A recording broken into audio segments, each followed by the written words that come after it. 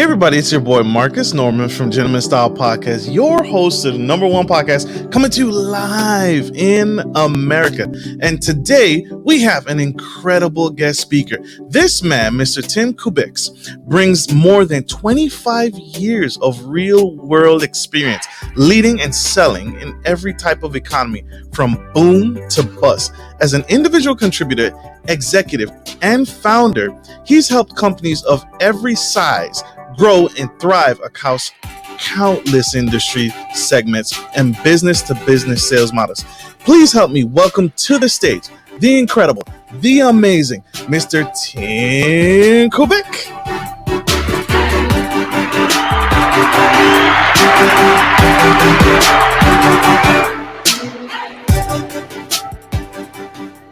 Welcome, sir. Welcome. Thank you for joining us on the Gentleman Style Podcast stage. We are glad to have you. Appreciate you, sir. My pleasure. Thanks for having me here. Absolutely. It's a pleasure to have such a superstar speaker. And you are making time in your busy schedule, so I appreciate it.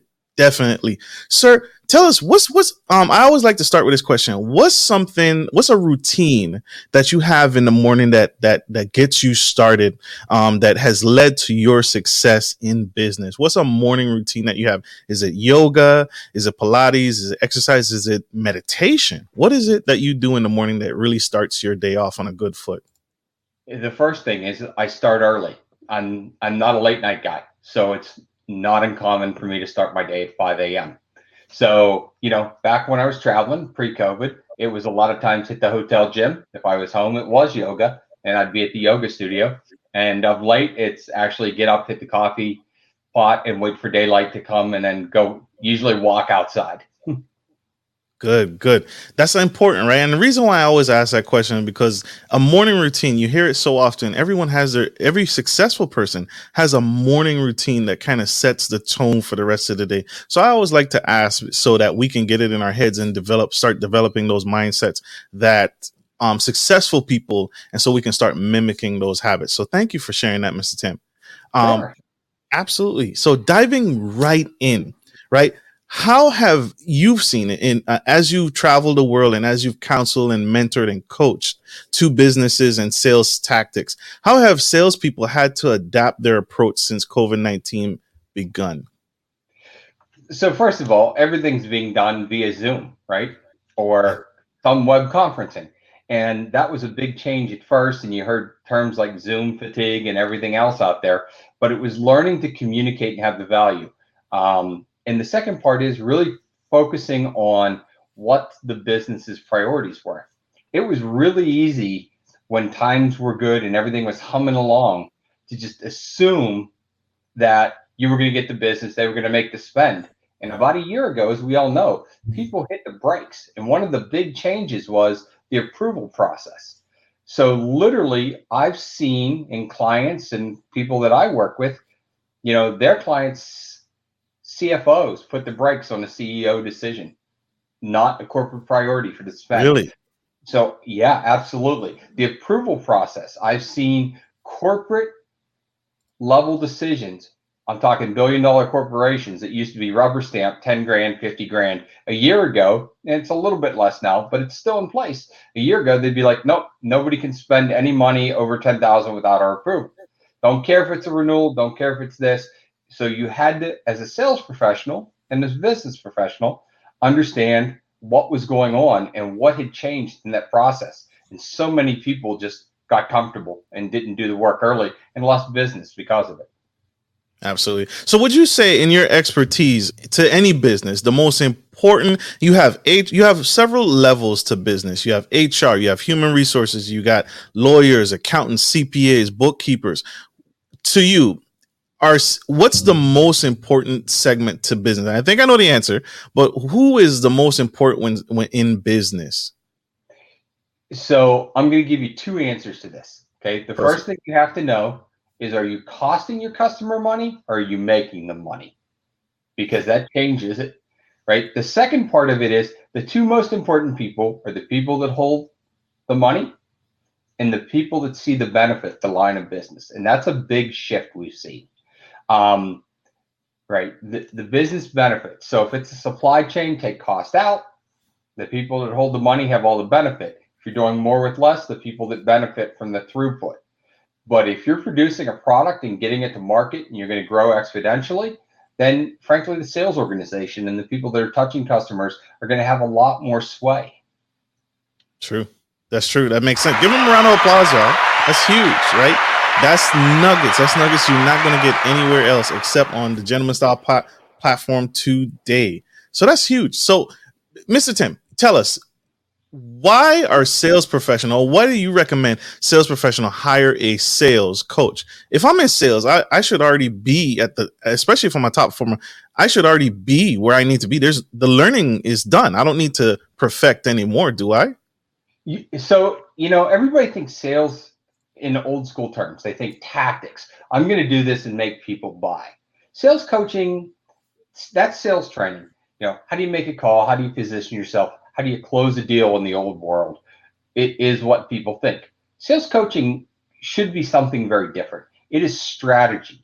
It is looking at your book of business and determining where to spend your time to get the biggest return. I use sports analogies a lot. So if you look at the top athletes, they have trainers, they have position coaches, they hire and pay for people with their own money. And frankly, that's what a lot of the top sales performers do. Most of our clients are mid-six-figure earners or better, and they hire us because they need an objective opinion. One of the things I like to tell people is I can tell you the truth, because if you don't need me tomorrow, I've got a line out the door of other people who do. I'm not dependent on the paycheck or the job. So it's like going to an attorney and getting good advice. Hey, have you looked at this? Have you thought about that? It's just perspective. Absolutely. Absolutely. And that makes sense, right? So top performers, and I'm glad that you brought up the comparison about professional athletes. LeBron James, the Cowboys star quarterback, right? All these professionals hire experts to continue to keep their game top performing, top notch, right? One of the things that I learned, even in sports, right? You always see the top athletes. What do they do when they're sitting on the bench? They're not just sitting there drinking Gatorade. They have massages. They're having someone keep them sharp, keep them ready for the next challenge. All right. So that's what they pay for. And so as a sales professional, you have to continue to hone that skill, hone that craft. And they need you to have that neutral perspective, because when you go into a business, is there an assessment that you do, or do you go in and spend some time and learn about where the improvements can be made in the sales performance of that top performer? So believe it or not, we don't just take a client on. It's actually like a dating process in a lot of ways. It'll start with a 30-minute conversation. And are you a fit for me? Are we a fit for you? Right? Kind of conversation. And a lot of times we'll say, hey, you know what? This is great, but what you say you're looking for probably doesn't fit with what we do. And we may make a recommendation. We may not, depending on what the situation is. And people should do that. So is there a blueprint? Yeah, we believe that you can focus on your top opportunities and move the needle greater. But do we know that works for everybody? Do we know that we fit for everybody? No. We've had people bring us our teams and say, look, we've got these people. They're great. We don't want to help them. We want to help the bottom of the barrel. And there's nothing wrong with the people that are their C players, so to speak, except they're just not performing. But we won't start there. We'll actually decline the engagement. We want to work with people that are doing well and bring them up 20% higher than what they're doing.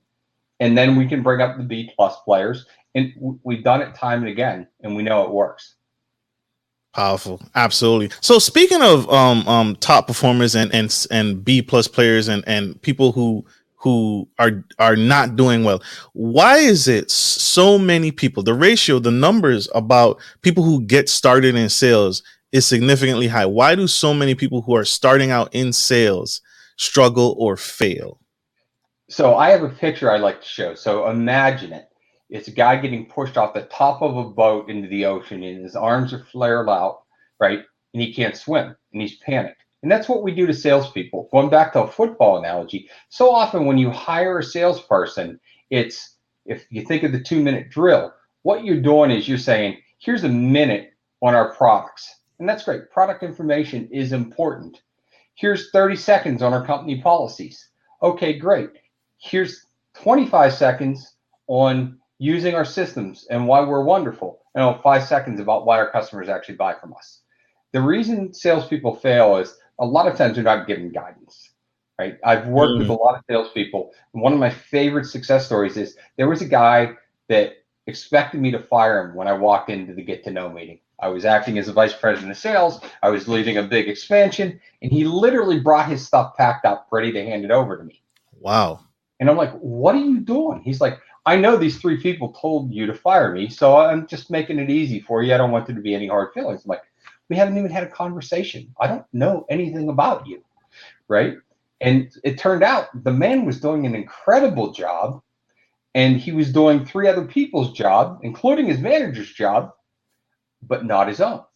So they were measuring his success not on what he was hired to do, or on what he was hired to do, not what he was asked to do. And the happiest moment was I saw him succeed.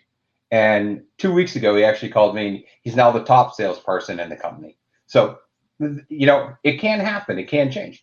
The other reason people, they bounce. You got to dig in. You talked about, persistence. And one of the things you see in business is showing up early. You got to stick with it. Now, it doesn't mean you don't learn. Doesn't mean you don't adjust. But you can't run away when it gets hard. Dig in. Figure out why it's not working. Ask people, hey, I know you made another decision, or I know we're no longer in consideration. Can you help me understand what was important to you? Next time, learn to ask that question before you get to that point, but at least learn from the loss.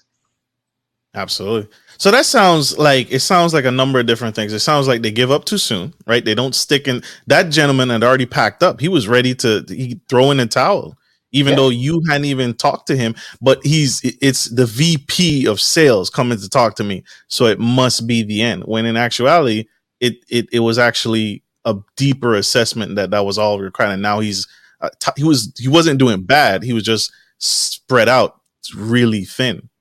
Yeah. So that's huge, and that's major. So in sales, what are some things that companies can improve on, or sales leaders can improve on to create high performing teams and organizations? So focus on the deals that matter. So CRM systems, they're important, and every company needs to have one. But it's not like buying a Google ad where you're going to convert X percentage of the time, right? The input is not that mathematical. Now, you'll get to know that this salesperson's right 90% of the time, and this one's right 20% of the time. Don't rely on your CRM. The other thing is, don't believe, pardon my language, your own BS, right? Don't go and stand in a circle and talk about how great your product is and how great this innovation is. Go talk to customers. That's one of the things as a sales leader that frustrated me, is you spent so much time away from customers, right? And it's not that you still want to carry the bag and be the seller, although some people do, right? Let your team run it, trust your team, skill them up. But the other part of it is talk to customers, find out what they care about, find out what their challenges are. Talk to their sales teams, if nothing else. Don't just go to procurement. Don't just get the price view of what you do. And that's a great thing you can do, because then you can share it. The other thing is everybody feels they have to have the answer, right? Oh, I'm the sales leader. We're going to answer this. Open it up to the team.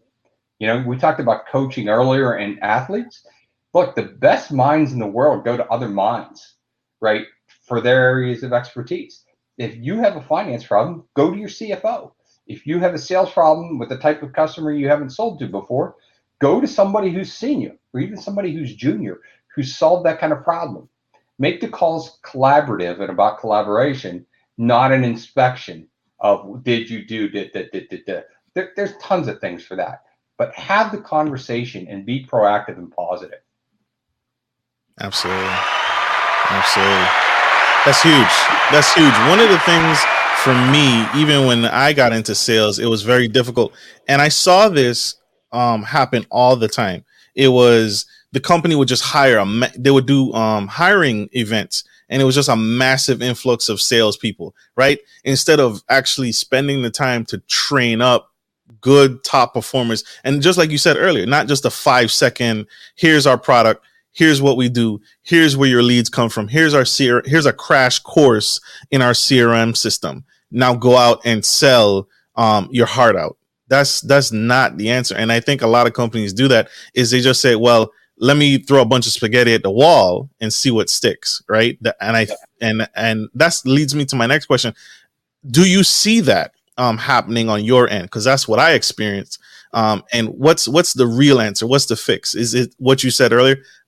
Just taking the time to really train people up, or bringing your company in and bringing you in as an expert to really teach and explain this thing? So there's a lot of answers because there's a lot of problems. The first thing is, Right. and it's going to sound like a marketing term, and it is, but you need to look at it through a sales lens. Is you need to understand what your ideal customer looks like. Not everybody's going to buy from you. Look at who buys from you today and find their double, right? Find people that are similar or share qualities or industries or have similar business needs. It's not the whole world. That's the first thing. The second thing is it's not always sales. Sometimes product is off, right? I've watched people spend a lot of money launching things that nobody needed.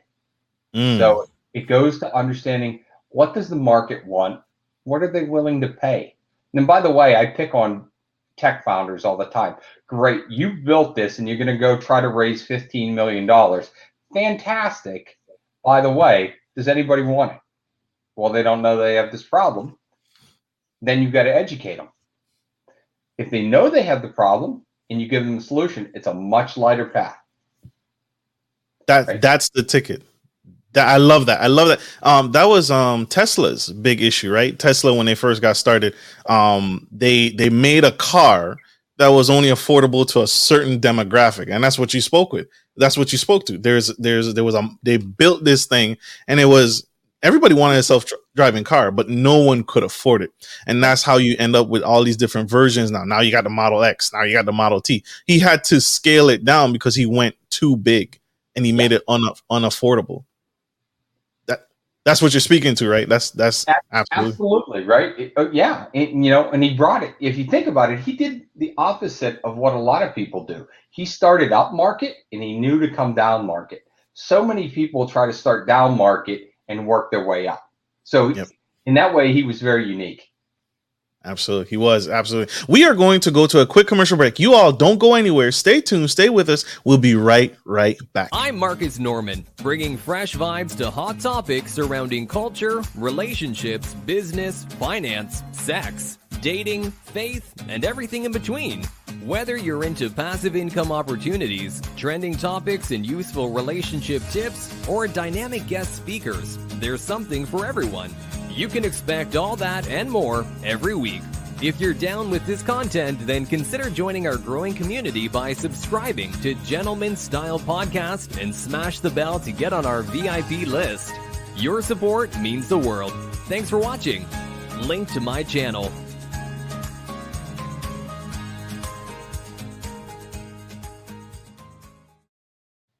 Hey everybody, we are back to the Gentleman Style Podcast Show. We have the incredible, amazing Mr. Tim Kubiak, and he is here spilling the tea on sales practices and changing the game and changing our mindset so we can get to a better business and do better business and then develop our sales team properly. So thank you for joining us. If you're just tuning in, if you missed this, Mr. Tim Kubiak is a sales and marketing guru.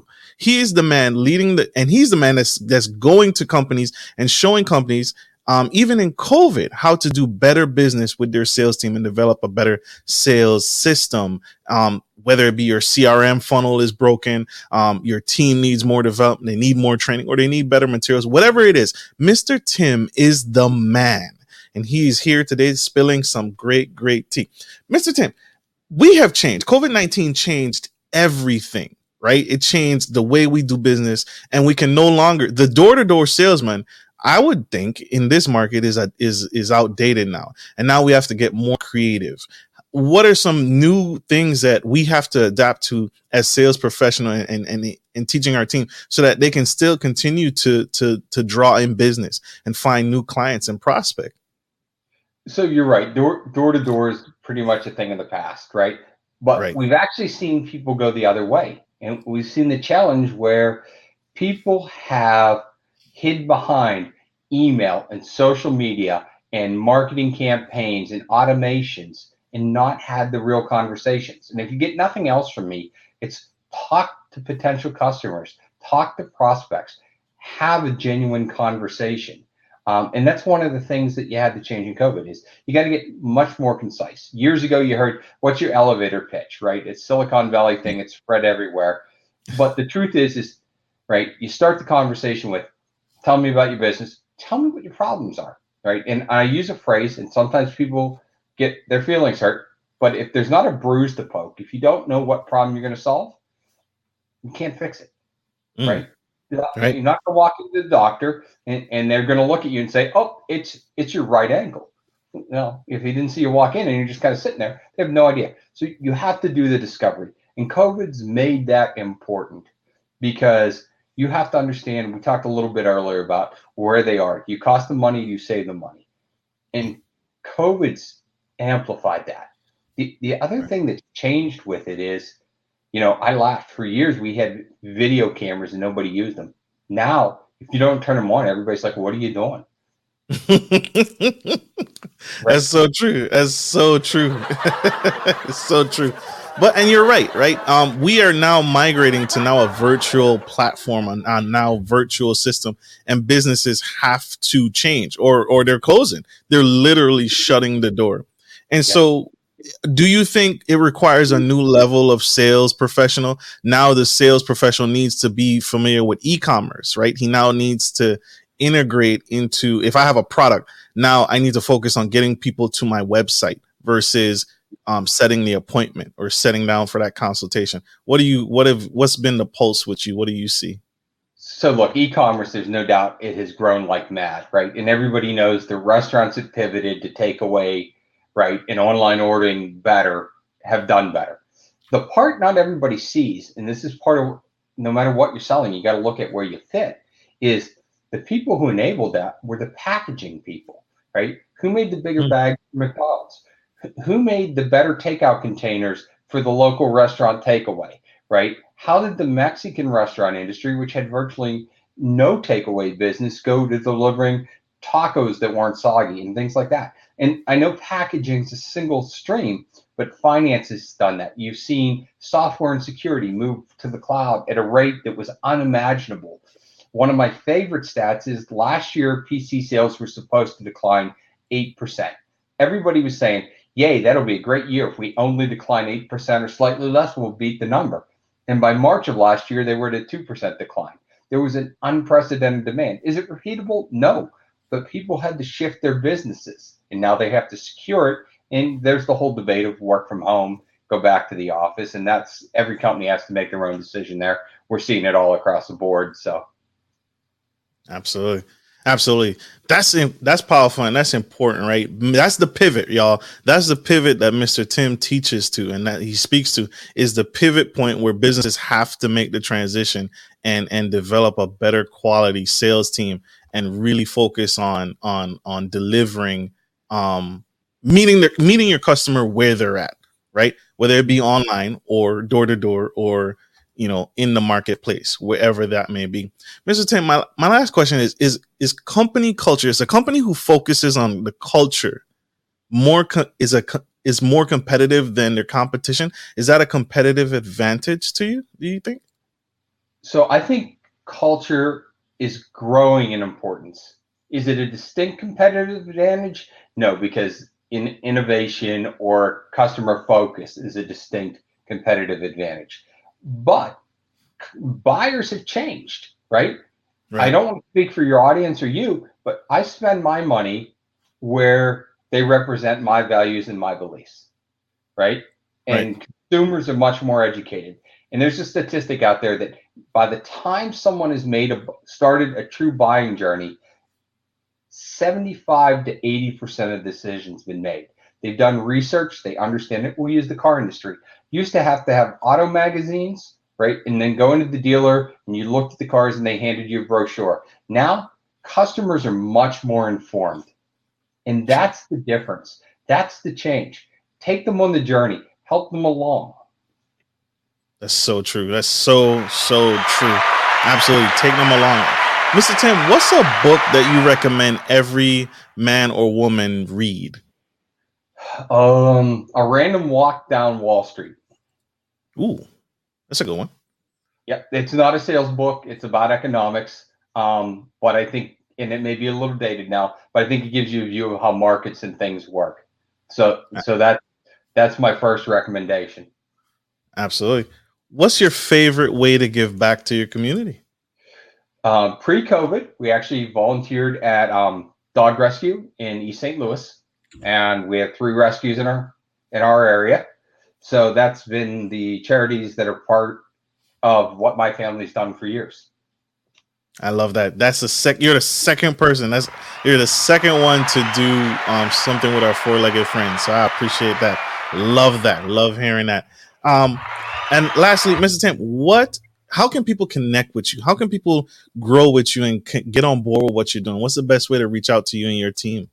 Sure. So the best way to find me is at timkubiak.com. It's just TIMKUBIAK.com. You can link to me everywhere from there. The podcast that you're going to be on here shortly, right, to my social medias and everything else. You can find me there. You can also find me on LinkedIn. And I'm not shy. If you message me, I answer all my own emails. My team doesn't do it. So, I'm sometimes a little slow, but I will personally answer you if you send me a note. I love that. So connect with Mr. Tim. He has an incredible podcast. Check him out. Check out what he's doing and get to a better place in business. We all need to get to a better place in business. This is huge and phenomenal, and this is impactful, and this is what we need, right? This is how we survived, right? This is how we're going to make it out of 2021. So, Mr. Tim, I want to thank you, sir. I appreciate you spending time with us today and giving back in this way. I consider this a form of community and giving back and serving. So thank you so much for being on the show. I appreciate it. My pleasure. Thanks for having me.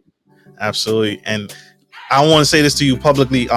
Don't give up, right? Don't give up what you're doing. Don't stop what you're doing, because what you do is very, very important. We need what you're doing in order to make it to 2022.